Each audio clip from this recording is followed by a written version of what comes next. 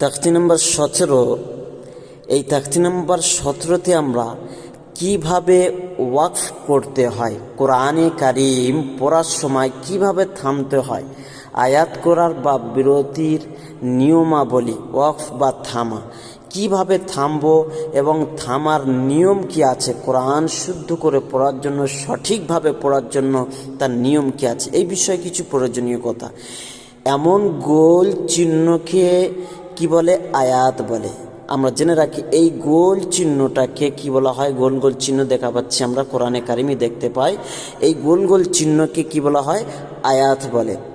2 নম্বর বলছে আয়াতের শেষে বা মাঝে থামতে হলে, আয়াতের মাঝখান মনে করেন এইটা, আর শেষ হচ্ছে এইটা, তো আয়াতের শেষে বা মাঝে থামতে হলে জাবার জের পেশ, জাবার জের পেশ, দুজের দু পেশকে বাদ দিয়ে, মানে জাবার থাকলে, জের থাকলে বা পেশ বা দুজের বা দু পেশ থাকে, তাহলে সেগুলোকে বাদ দিয়ে তার পরিবর্তে সাকিন দিয়ে পড়তে হয়, মানে সাকিন করে পড়তে হয়।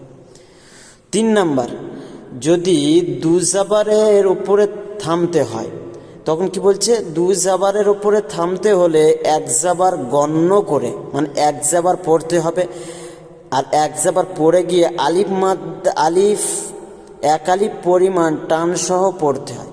এক কথায় মুখস্থ রাখেন, 2 জাবারের উপর থামতে হলে 1 জাবার গণ্য করে 1 আলিফ পরিমাণ টান সহ পড়তে হয়। যেমন আহাদান, এই আহাদানকে আমরা, এই আহাদান থেকে আমরা পড়ব আহাদা, মানে 1 জাবার রেখে 1 জাবার রেখে 1 জাবার পড়ে যাবে, তাহলে দাল 2 জাবার দান ছিল, এখানে বলবো দাল আলিফ জাবার দা, আহাদা বলে থামবো।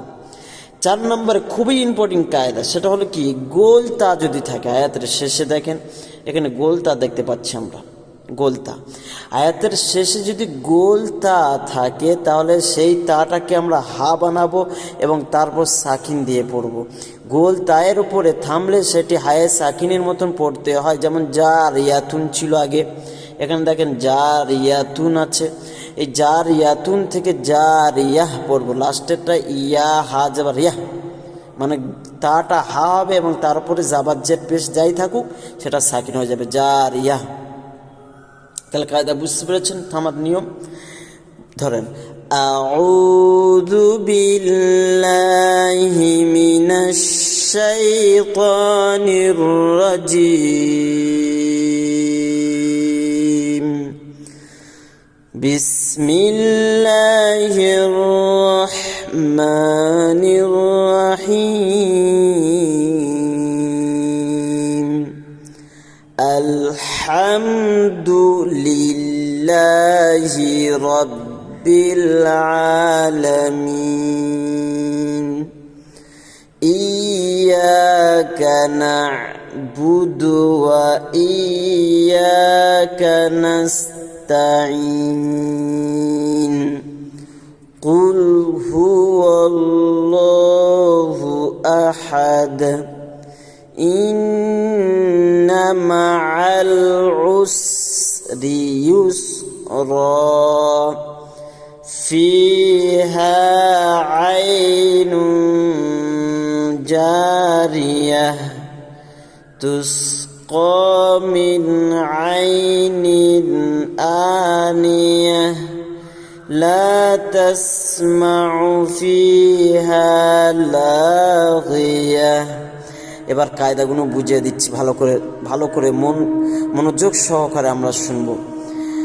আর তার আগে একটা কথা বলে রাখি, যারা আমাদের এই চ্যানেলে ভিডিও নতুন দেখছেন, নতুন ভাইদেরকে বলবো যে আপনারা সাবস্ক্রাইব করবেন এবং বন্ধুদের কাছে শেয়ার করেন।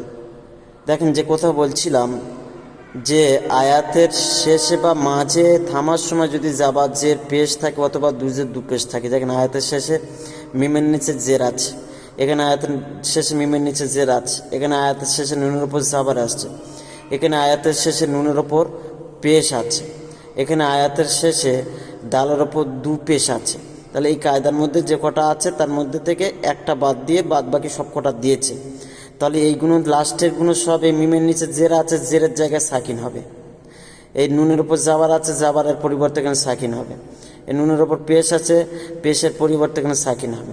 এই দু পেশ আছে, দু পেশের পরিবর্তে সাকিন হবে। যেমন আহাদুন আছে, হামজা জবর আ, হা জবর হা, আহা দাল দুপুর আহাদুন আমরা পড়বো না। আয়াত যখন করব, শেষ ওয়াকফ করবো বা থামবো, সেই সময় হা দাল জবর হাদ, আহাদ আহাদ এমনটাই পড়বো। এখানে নুন পেশ নু, নাস্তাইনু আছে, আসল নাস্তাইনুটাকে যদি আমরা পেশটা ফেলে দিয়ে যদি সাকিন বসাই, তখন বানানটা কি হয়ে যাবে, আইন ইয়াজের ই হবে না, তখন বানান হবে আইন ইয়া নুন জের ইন, নাস্তাইন সাকিন করে পড়তে হবে। নুনের ওপর যেমন জাবার আছে, এই জাবার যদি সাকিন করে দেওয়া হয়, জাবারের পরিবর্তে এখানে সাকিন বসানো হয়, তাহলে মিম ইয়া নুন জের মিন, আলামিন বলে থামবো। তাহলে এই কায়দা বুঝে এসছে। তারপরের কায়দা ছিল দু জাবার ওপর থামলে। দেখুন দু জাবার আছে, রর ওপর দু জাবারওয়ালা তানবিন আছে, দু জাবার থাকলে এক জাবার ফেলে দেবেন, এক জাবার ফেলে দিয়ে বানান হবে কি থাকবে, র আলিফ জাবার র থাকবে, এইটাই পড়া হবে ইউস র। এই যে কায়দাটা বলেছে দুই জাবার ওপর থামার কায়দা, এটার কায়দা হলো এইটাই। তারপর 4 নম্বর কায়দা গোলতার বিষয় বলেছে। আয়াতের শেষে যদি গোলতা থাকে, দুটো যে নোক্তা আছে না, এই নোক্তা দুটো আমরা ফেলে দেবো। যেখানে যেখানে গোলতা থাকবে নোক্তা দুটো ফেলে দিলে কি হয়ে যাচ্ছে, দুটো নোক্তা ফেলে দিলে হা তৈরি হয়ে যাচ্ছে। দেখেন ভালো করে, তার নোক্তা ফেলে দিলে হা হয়ে যায়। এবং যাবার যে পেশ যা কিছু থাকুক সেইগুলোকে আমরা কি বানাবো, সেইগুলোকে আমরা সাকিন বানিয়ে দেবো। তাহলে এই যদি তাটা যদি হা হয় এবং তার উপর যদি কি থাকে, সাকিন থাকে, তাহলে বানান কি হবে, ইয়া হাজবার ইয়াহ। এখানে বানান হবে ইয়া হাজবার ইয়াহ, এখানে বানান হবে ইয়া হাজবার ইয়াহ, লা গিয়া আ নিয়া যা আরিয়া। বুঝতে পেরেছেন? তাহলে আশা করি সকলে বুঝতে পেরেছেন। ভালো লাগলে অবশ্যই লাইক দেবেন এবং বন্ধুদের কাছে শেয়ার করবেন। আসসালামু আলাইকুম ওয়া রাহমাতুল্লাহি ওয়া বারাকাতুহু।